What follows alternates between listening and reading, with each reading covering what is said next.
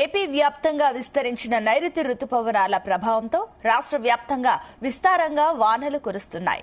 ఇక రానున్న 2 రోజులు కోస్తాంధ్రలో భారీ వర్షాలతో పాటుగా ఈదురుగాలులు వీచే అవకాశం ఉందని ఏపీ విపత్తుల నిర్వహణ సంస్థ తెలిపింది.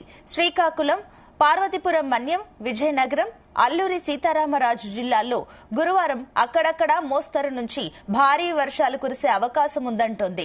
ఏలూరు, ఎన్టీఆర్, పల్నాడు, ప్రకాశం, నెల్లూరు, నంద్యాల, కర్నూలు, అనంతపురం, వైఎస్ఆర్ కడప, శ్రీ సత్యసాయి జిల్లాల్లో కూడా అక్కడక్కడ మోస్తరు వర్షాలు కురిసే అవకాశం ఉందని రాష్ట్ర విపత్తుల నిర్వహణ సంస్థ తెలిపింది. మిగతా జిల్లాల్లో తేలికపాటి వర్షాలు కురిసే అవకాశం ఉందని వెల్లడించారు. ప్రజలు జాగ్రత్తగా ఉండాలని సూచిస్తున్నారు.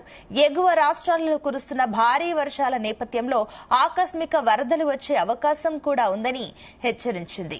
ఇక గోదావరి, నాగవల్లి, వంశధార నది పరివాహక లోతట్టు ప్రాంత ప్రజలు అప్రమత్తంగా ఉండాలని సూచించింది.